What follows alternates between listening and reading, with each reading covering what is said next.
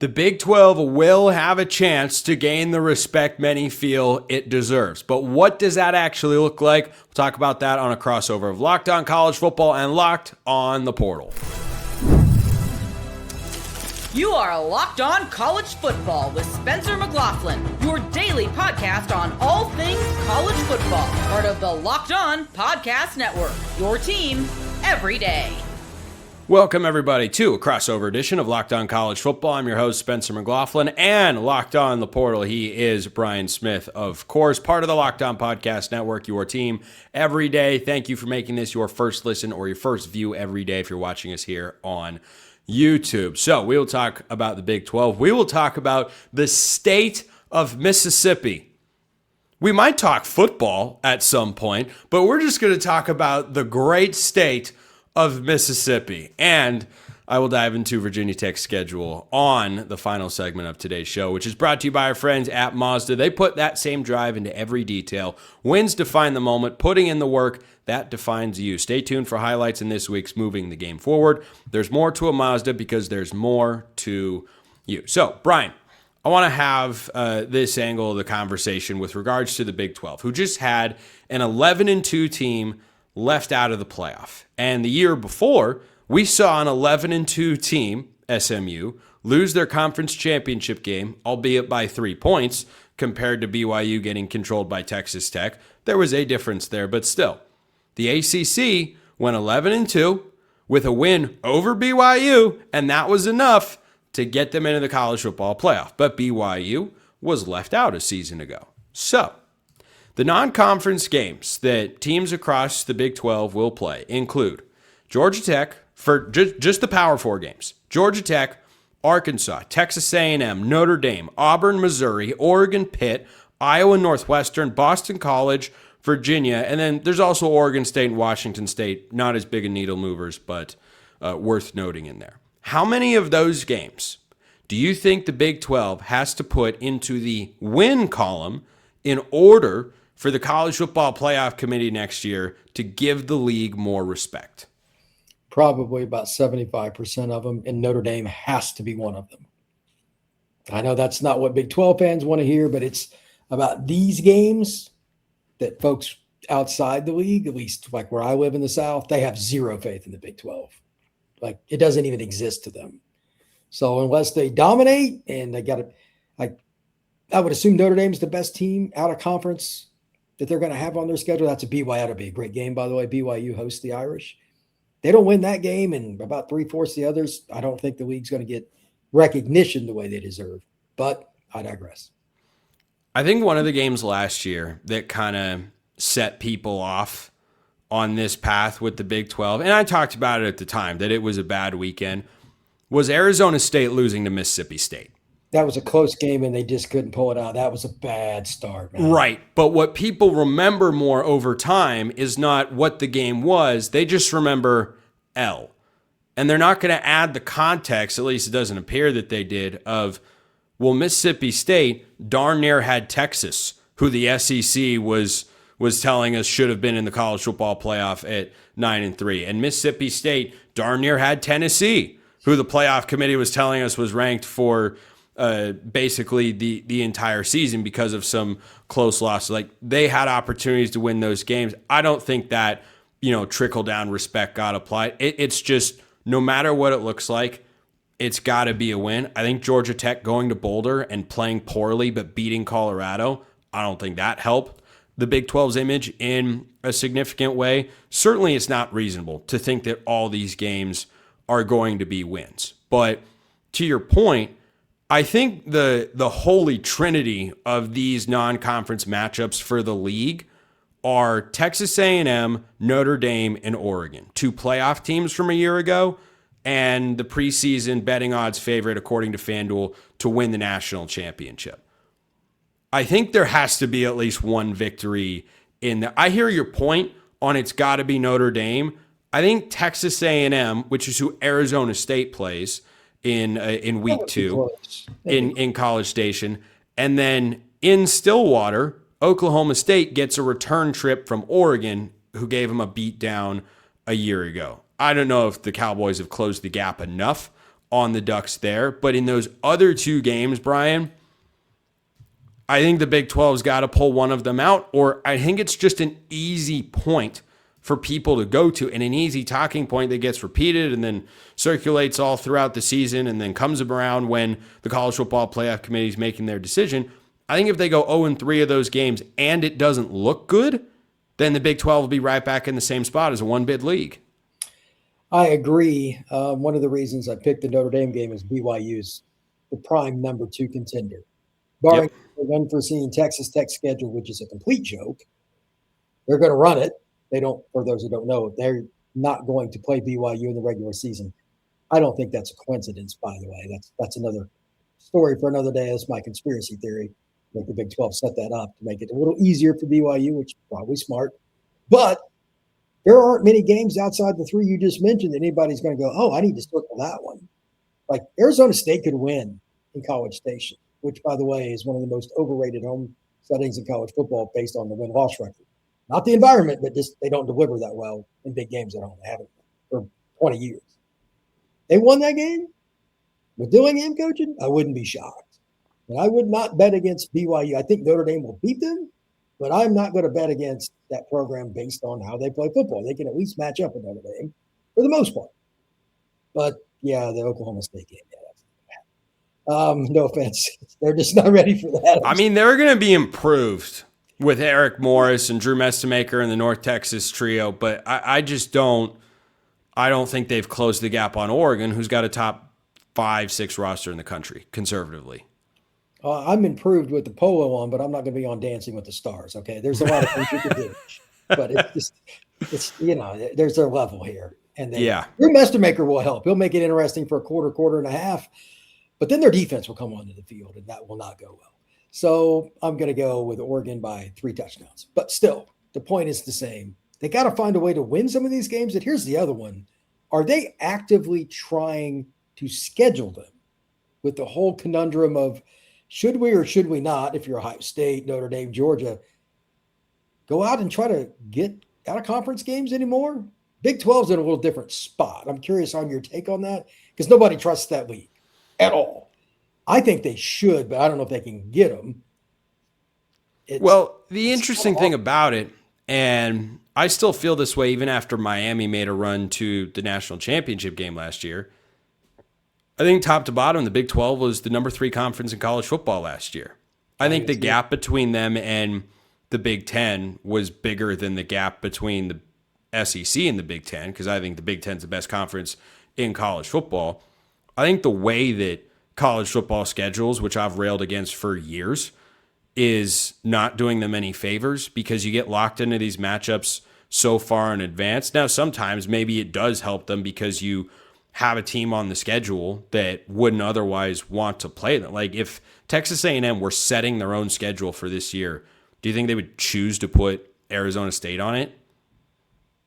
I don't know that the upside is there for the Aggies compared to a program like Mississippi State, who played a home-and-home with Arizona State.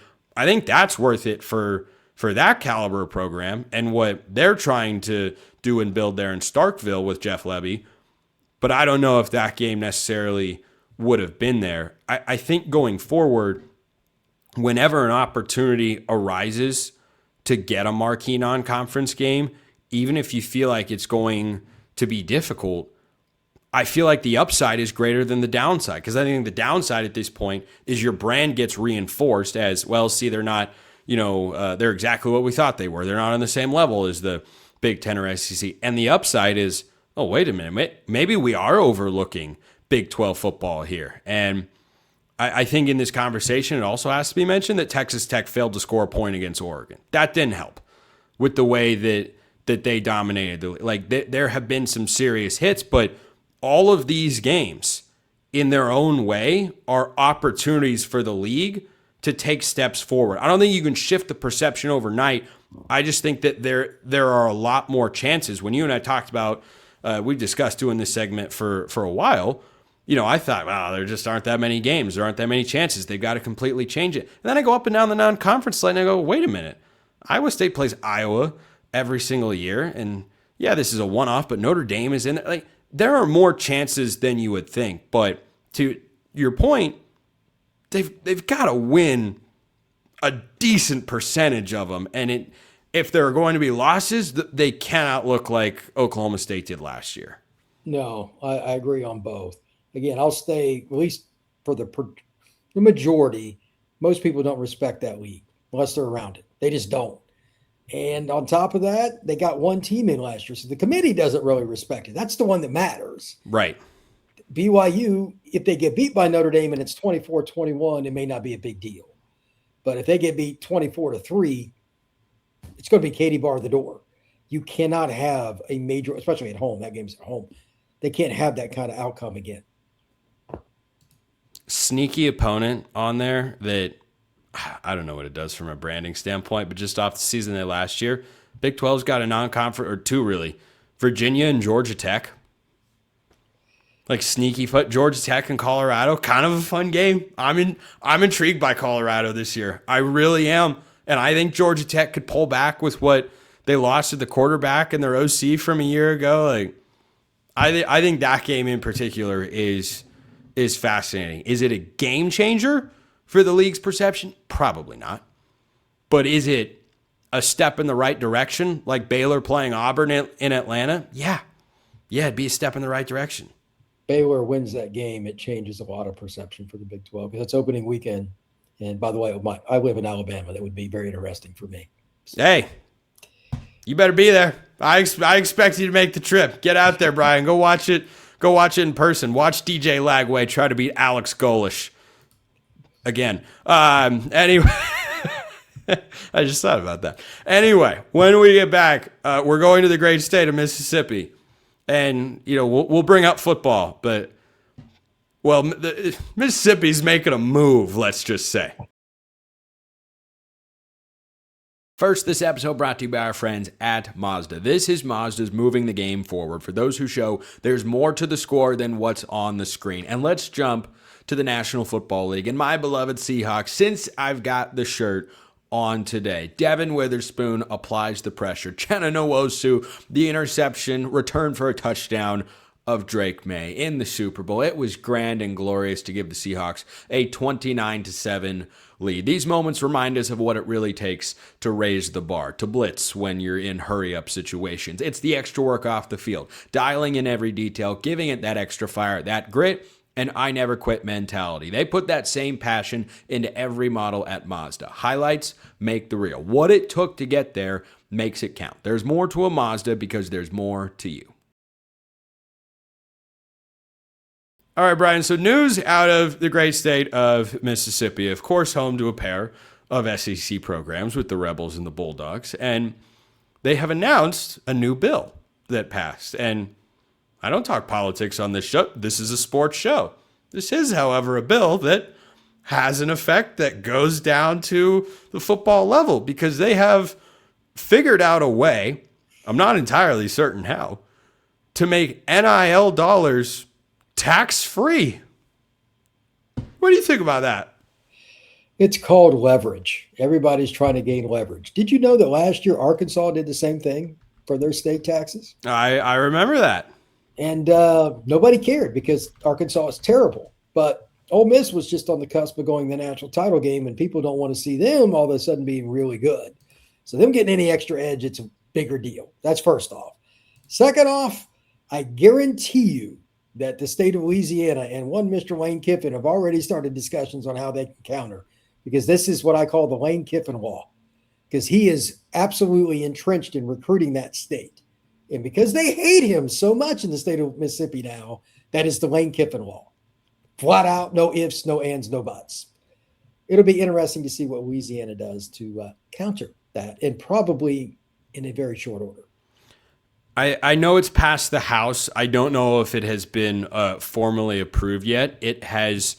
It is worth noting that Arkansas passed that bill, but then the other advantage that some states can try to use in this particular space is not having additional state income tax in addition to the federal income tax. That's really, I think, what the state is trying to circumnavigate here. But to your point about Arkansas, they're not Ryan Silverfield is there now. Maybe he Kurt Signetti's that thing, and we're looking up at Arkansas in 2026 as an SEC contender. I doubt it. I'm willing to bet Signetti's a one-off in that regard. He could do well in a couple of years' time, but he's probably going to need some time and a little bit of cheddar cheese, literal and metaphorical, donated from Tyson Foods. But I think that what makes the Mississippi situation more intriguing than that is that Ole Miss has been under Lane Kiffin and continues to be under Pete Golding a premier recruiter. Like they have gone out in the portal and the high school ranks. They can pull legit classes, and I think they're trying to push themselves further over the top and give them every advantage they can. I don't think there's any doubt about it. And now that you've had a taste, you don't want to go back. I also think that you want to have the opportunity to kind of stick it to the teams that have always beat you. Again, Ole Miss and LSU don't have a lot of favorable history anyway. Now the Kiffin thing, that's a keg of dynamite sitting right there in the middle of the road. So that's part of it. And on top of it, for those who don't know, Texas, Florida, and even the great state of Tennessee are no income state taxes. So they're competing against them all the time, and that's not an advantage. So I'm sure that's part of it too. And now Arkansas has it. The only thing left, we got Georgia and Alabama, two states that change about the same speed that sloths move. So I don't know if that's going to happen, but they're probably having some conversations behind closed doors as well. I think it's interesting that state like Mississippi, I did not see that coming. That's another state that moves at a snail's pace. So they're ready to win, and they don't want to give up winning after Trinidad Chambliss walks out. And I'm sure the people at Mississippi State, they got Kamario Taylor. They're better. Like you mentioned earlier, Texas game, Tennessee game. They can at least be a bowl team again. There for a while, it was like it's hard to watch them, like more than a series. Right. Now they're competitive again. So this will give them both a chance to keep kids home. And that state traditionally, Spencer, is not good at keeping the elite players home. They go to Bama. They go to LSU. They go to Texas A&M. They go to Georgia. That's a problem. So maybe they can keep one or two more each home. If you do that over a 4-year cycle, that's a big deal. And then it also means kids that left, maybe they come back home when they transfer too. So it's a double sword there. That's a good deal for Ole Miss and Mississippi State. You've covered recruiting for a long time, and obviously NIL and the portal are still a little bit newer, and obviously you talk about a lot on your show. But do you think that this could be a difference maker, or is it just kind of a, well, it can't hurt sort of thing? But if a kid's recruitment comes down to Ole Miss and Georgia, could the tipping point really be, hey, you won't pay any additional state income tax on your NIL earnings here? Could that really be the deciding point for a kid? If what I'm told about some of the contracts coming out of high school are remotely true, absolutely. Some of these contracts are $1 million out the gate, if not above. No state income tax, that's like $50K a year just on that. If you really can't decide between two, take the money. Wouldn't shock me at all, especially when parents, agents, and all that are involved. They're going to tell them to take the money.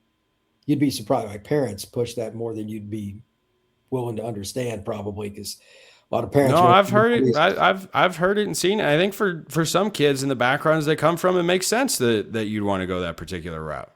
So an extra $50K here and there, yeah, it's going to be valued.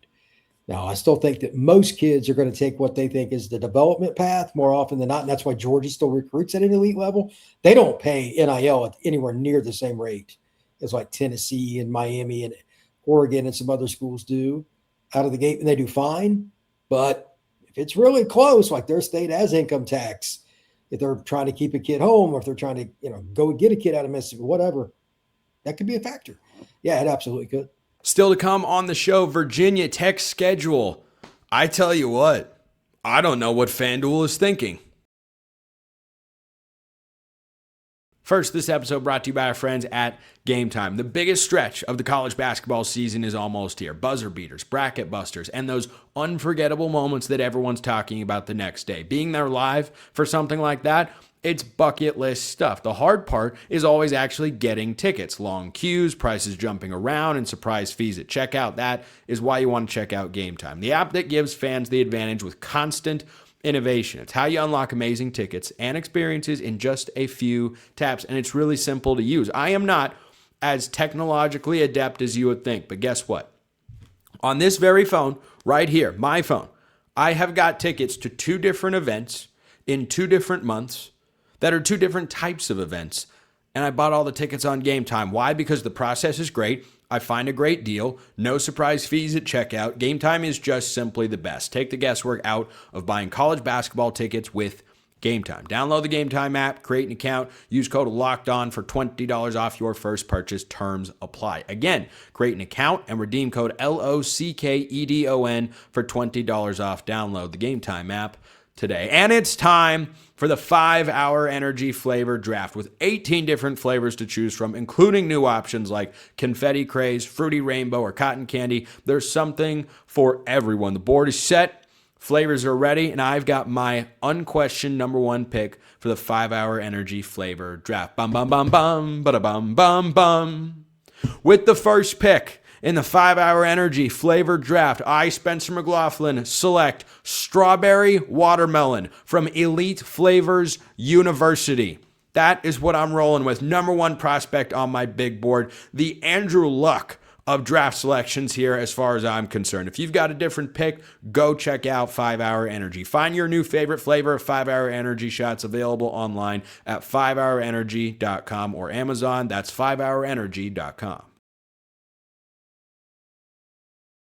What is FanDuel thinking? I really don't know. I don't know. I don't fully understand. I do wonder. It makes me wonder, do they know something that I don't? Now, did James Franklin bring his entire roster with him from Penn State, a team that I predicted to go 12-0 last year? I'm never doing that again. A team that many folks predicted to make the college football playoff, be one of the best teams in the Big Ten, and on paper they had it all. No, he didn't bring his entire team, but he brought some of the team, including Ethan Grunkemeyer, quarterback, who we watched him last year, right? If you didn't, I did. I like Ethan Grunkemeyer. I think he looked pretty good.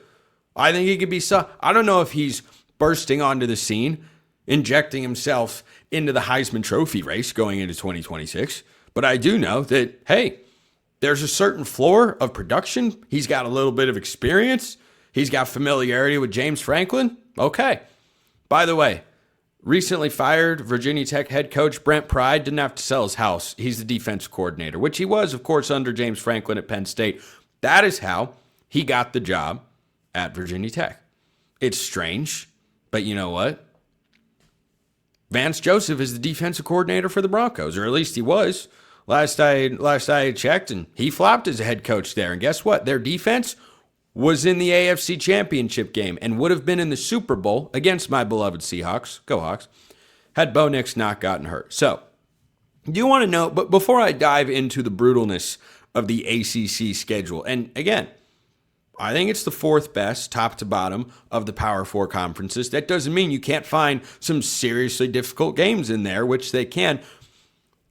This game on September 19th is an early contender, shall we say, as I cipher through all the major college football schedules going into next year.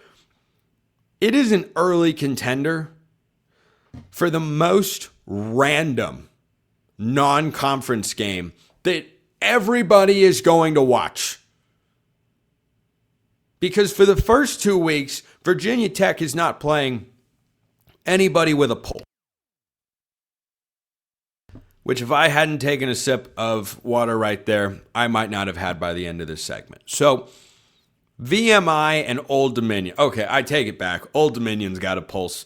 I will never disrespect the Monarchs on this program. What a great mascot that is. Game's in Blacksburg, though. In-state matchup. Okay, let's presume that the Monarchs don't get them again. On September 19th, they will travel to College Park and play Maryland. That's right. Rising true sophomore Malik Washington and early season Maryland. Early season Maryland is one of the best teams in college football, at least from a record standpoint. Late season Maryland is no bueno. But I tell you what, Malik Washington's pretty good. He's played more football than Ethan Grunkemeyer. Between the two, I'd probably take Washington just because he's a little more experienced. They've got Zion Ely coming in, and they've got a head coach in Mike Loxley who's coaching for his life, and James Franklin who's coaching to not look bad, I guess. That game wouldn't fall into the category of, oh, here we go, can't win the big one. Maryland hasn't qualified as the big one for anybody. But I tell you what, that is one of my favorite random non-conference college football games next year. So, Virginia Tech at Maryland. Then the 9-game ACC slate. How happy are you? Probably not as happy as me because I'm thrilled. How happy are you that the ACC and SEC are playing 9 conference games? It's so refreshing, isn't it? So they open with Boston College in Chestnut Hill. Well, Boston College was probably the worst Power 4 team in the country last year. I bet Vautech will be favored. Doesn't mean they'll win. Means they'll be favored. They play Pitt at home. Then they play at Cal. That'll be a loss. Couple of interesting first-year head coaches there. James Franklin for Virginia Tech. Tosh Lupoy for Cal. Cal is going to be a better football team next year. I think Cal might be my sleeper ACC championship contender. Just throwing it out there. Then they play Georgia Tech. This is where the brutalness comes in. That the first 5 games, with 3 Power 4s being Maryland, Boston College, and Pitt, 2 on the road, it's not that bad. It's really not that bad. Got this cough thing I've been working past, trying to save you guys from that horror. Here's where it gets rough. The Cal game, Georgia Tech at Clemson. Then there's a possibility after you play at Clemson that following a bye, you could play a Friday night game or you could play on Saturday at SMU. Stanford at home. Well, okay. I hope if that game doesn't go well, this first season's going off the rails for James Franklin and company. Then they play at Miami. That's a loss. Virginia. Are they pulling back? Probably. Are they still ahead of where Virginia Tech should be going into the year? Yeah, but guess what? Rivalry game in Blacksburg. I think if there was one game that James Franklin's got to win this year after the season Virginia Tech had relative to their expectations the last couple of years, and that Virginia was 1 win away from making the college football playoff last year, I think you got to win the Commonwealth Clash. I think you do. That's the game that is more important than anything else. More important than winning at Clemson or winning at Miami. That's the one you got. So I look at the schedule, and I would think in my head with all the turnover and where you were starting from. Tosh Lupoy is inheriting a situation at Cal that's actually pretty good. He brings a couple guys with him from Oregon. You go, bolstering the roster there, getting a lot better. Got one of the best guys in the conference at quarterback in Jaron Kiave Sangapolotele. So that's not a bad situation. Virginia Tech was way down. Way down. James Franklin's got to build them up. Portal helps you build them up. Are they all the way there? Probably not. Can they be good? Yeah. I think James Franklin is a good transitional coach. Maybe in a worse conference, he'll achieve more than he did at Penn State. Maybe. I think it's feasible. Their win total is 7.5, according to our friends at FanDuel. I don't know why it's already out. I don't know why FanDuel thinks that. Well, I guess I kind of know, but they think they know. They've got a feel for the pulse of what Virginia Tech is. With that schedule, you go at Cal, you go at SMU, at Miami, and at Clemson. I don't know. I'm just wondering, man. I'm just sitting here wondering, what do the odds makers know that I do not? I tell you what everybody knows, especially if you're watching on YouTube. I should probably go figure out this cough thing and wrap the segment there. But Virginia Tech, maybe the most difficult schedule in all of the ACC. I mean, you don't have Duke on it, but frankly, this is a year I'd probably want to play Duke with Walker Egat instead of Darian Mensah. That's a rough way to start for Virginia Tech. If they lose that early season game at Maryland, oh boy, it could get ugly fast. Appreciate everyone listening. I'll see you next time. Until then, hope you all have a wonderful rest of your day.